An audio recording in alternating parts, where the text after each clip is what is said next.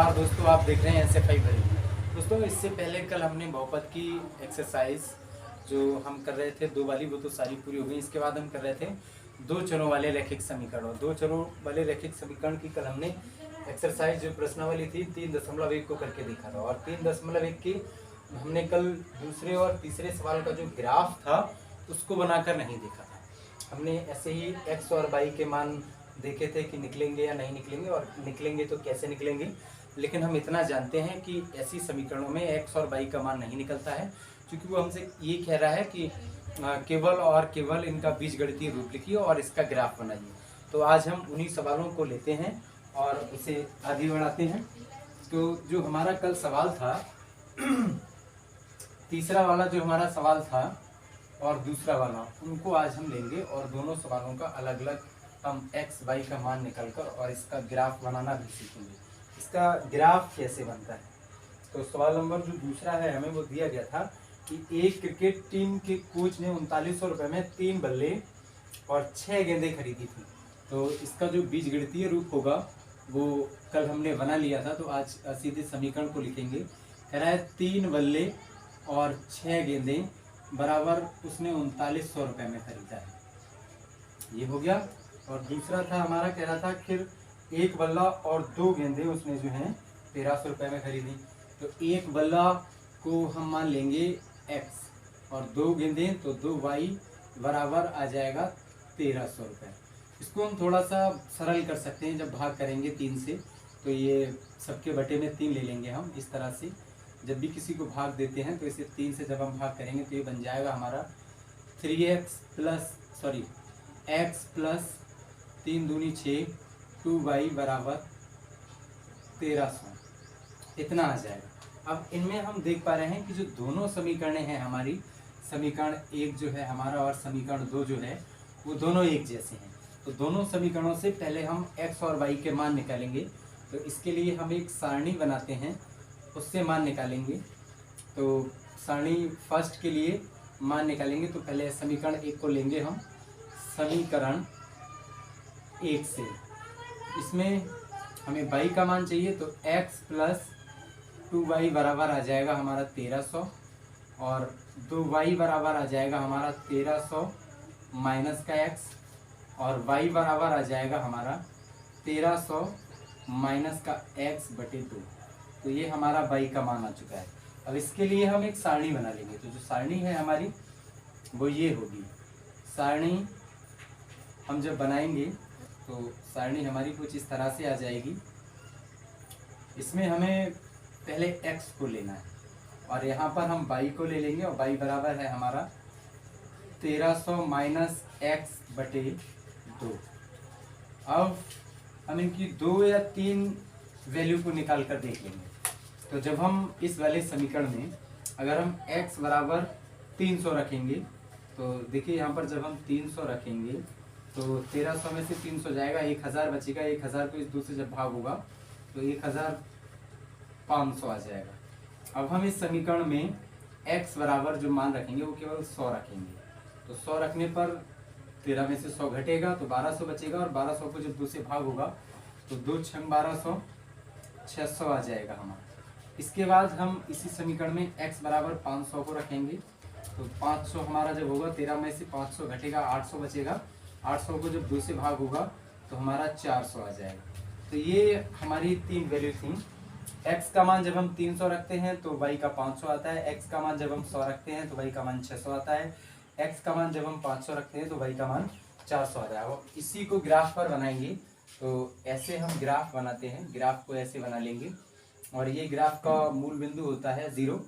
इधर की तरफ प्लस की वैल्यू और इधर की तरफ भी प्लस, बाकी बाएं हाथ की तरफ ये माइनस का हो जाएगा और डाउन में भी माइनस का हो जाएगा। इसको हम x अक्ष कहेंगे, इसको y अक्ष कहेंगे। ये x डैश हो जाएगा और ये हमारा y डैश हो जाएगा। क्योंकि हम यहाँ पर ये देख पा रहे होंगे जो क्वांटिटी है वो थोड़ी बड़ी है, तो यहाँ पर हम जो मान लेंगे वो 100 के अकॉर्डिंग ले लेंगे। तो 100, 200, 300, 400, 500, 600, 700 ऐसे ही ऊपर की तरफ लेंगे। 100, 200, 300, 400, 500, 600, 700, 800 ऐसे ले लेंगे हम। अब इन्हीं में हमें उन मानों को रखना है और ग्राफ बनाना है। तो पहला हमें दिया है, आप देख पा रहे होंगे x बराबर 300 तो y बराबर 500। तो x अक्ष की धन दिशा में पहले 300 चलेंगे, फिर कह रहा है y बराबर जो है वो 500। तो y 500 हमारा ये यहाँ से जब हम ऐसे सीधे ऊपर चलेंगे ये यहाँ, तो यहाँ पर आ जाएगा हमारा ये बिंदु। इसके बाद कह रहा है x बराबर 100 तो y बराबर 600, और x बराबर 100 हमारा ये होगा और y बराबर 600, तो बिल्कुल यहीं कहीं पर आ जाएगा हमारा ये वाला।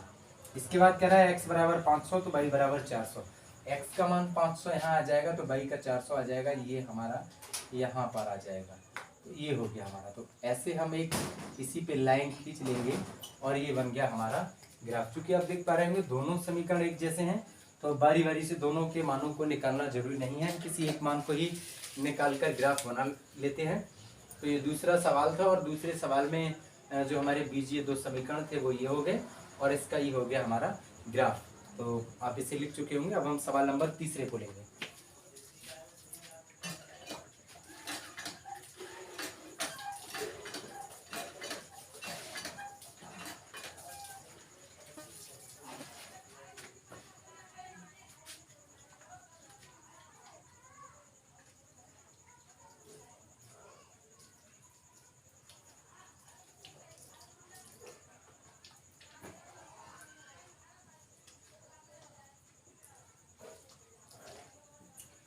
तो प्रश्न नंबर हमारा 3 हो गया, और प्रश्न नंबर 3 में हमसे पूछ रहा था, कह रहा था कि 2 किलो सेब और 1 किलो अंगूर का मूल्य 160 रुपये है।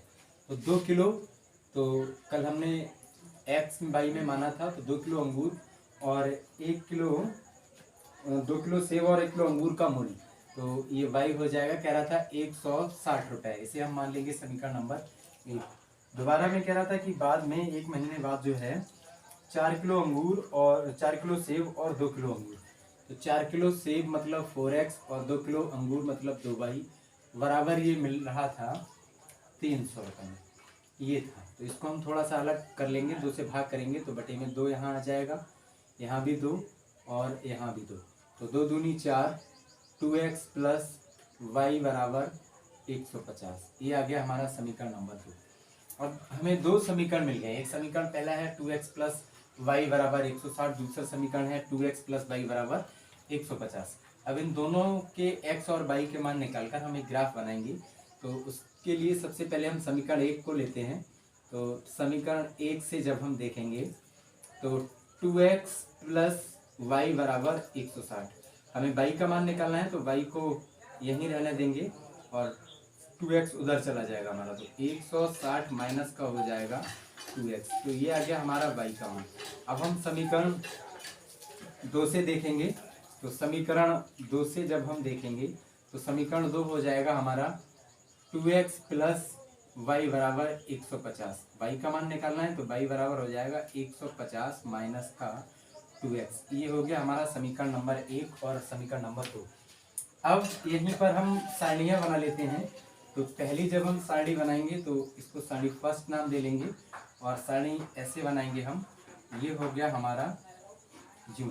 तो पहले में हमें x का मान लेना है, तो x को इतना ले लेंगे, और y जो हमारा आया है y बराबर आ गया है हमारा पहले का 160 माइनस का 2x।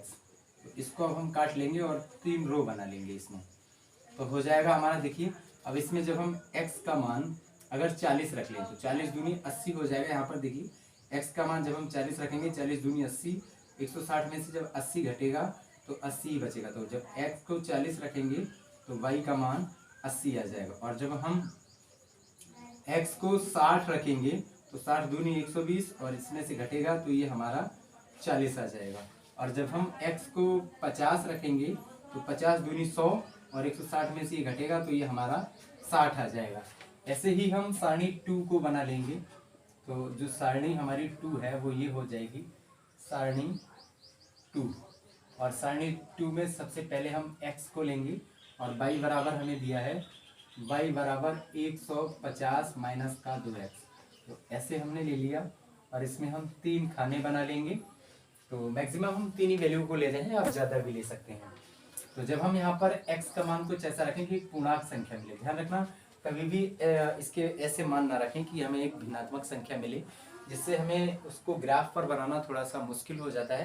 तो ये बात जरूर ध्यान में रखेंगे। तो x को हम यहाँ पर भी पहले जब 40 लेते हैं तो 40 दूनी 80, और यहाँ पर 80 150 में से घटेगा तो 70 बचेगा। अब हम ले लेंगे x बराबर 50, तो 50 दूनी 100, इसमें से जब घटेगा तो ये भी 50 आएगा। अब हम यहाँ पर ले लेते हैं x बराबर 60, तो 60 दूनी 120 और 150 में से घटेगा तो ये आ जाएगा हमारा 30। तो ये दोनों हमारी सारणियाँ हैं जिनमें हम x और y का मान निकाल चुके हैं। सारणी 1 में जब x का मान 40 रखा है तो y का 80 है, फिर 60 रखा था तो 40 है, 50 रखा था तो 60 है। ऐसे ही हमने दूसरे वाले में किया है। x का मान जब 40 लेंगे तो y का 70 आएगा, x का मान 50 लेंगे तो y का 50 आएगा, और x का मान 60 लेंगे तो y का मान 30 आएगा। अब हमें इसके लिए ग्राफ बनाना है। तो ग्राफ अभी हमने जैसे बनाया था वैसे ही इस ग्राफ को हम बनाएंगे। तो ये हो गया हमारा ग्राफ। अब इसमें 10 के गुणांक में हम ले लेंगे। मैंने बताया था ये हमारा मूल बिंदु होता है 0, ये x अक्ष हो जाएगा, ये y अक्ष, ये x डैश हो जाएगा हमारा, और ये y डैश हो जाएगा। तो इस पे हम ले लेंगे 10, 20, 30, 40, 50, 60 और 70, 80, ऐसे इस पे ले लेंगे। तो 10, 20, 30, 40, 50, 60, 70, 80 ऐसा हम इस ग्राफ पर बना लेंगे। और ग्राफ पर बनाने के बाद अब हम देख पा रहे होंगे पहली सारणी में जब हम पहुंचेंगे x का 40 लेना है तो y का 80 है। x का 40 x अक्ष की धन दिशा में ये है और y का 80 है, तो हमारा ये यहाँ पर एक बिंदु आ जाएगा। दूसरे में कह रहा है x का 60 है तो y का 40 है, तो x का 60 x अक्ष की धन दिशा में हमारा ये हो जाएगा और y का 40 आ जाएगा, जो हमारा जो है यहाँ कहीं पर ये मान आ जाएगा। ऐसे ही फिर कह रहा है कि x का मान जब 50 लेना है तो y का 60 होगा। तो x अक्ष की धन दिशा में हमें 50 लेंगे, y का 60 होगा, तो ये यहाँ पर इसके बीच में आ जाएगा।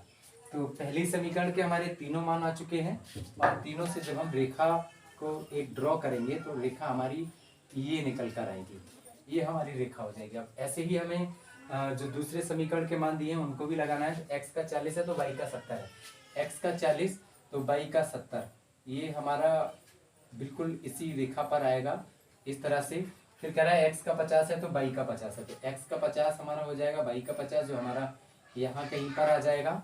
और इसके बाद कह रहा है x का 60 है तो y का 30 है, तो x का 60 और y का 30 ये भी हमारा यहाँ पर आ जाएगा। तो ऐसे हम देख पा रहे हैं ये रेखा के ऊपर रेखा आ रही है। तो ऐसे समीकरणों को हमें दूसरी रेखा बनाने की जरूरत नहीं है, हम इसी पे एक तीर ये ऐसे ड्रॉ कर लेंगे और एक तीर ये हो जाएगा। इससे हमें पता लग जाएगा कि रेखा के ऊपर रेखा है। और ऐसे समीकरणों के जो हल होते हैं या जो रेखाएं होती हैं वो हम कह देते हैं कि ये संपाती रेखाएं हैं। ठीक है दोस्तों, तो ये प्रश्नावली 3.1 के जो 2 सवालों के हमने कल ग्राफ नहीं बनाए थे उन दोनों ग्राफों को बनाना सीख लिया है। अगर ये वीडियो आपको अच्छा लगता है, हेल्पफुल लगता है, तो चैनल को सब्सक्राइब कीजिए, वीडियो को लाइक कीजिए, शेयर कीजिए। वीडियो देखने के लिए आपका बहुत बहुत धन्यवाद।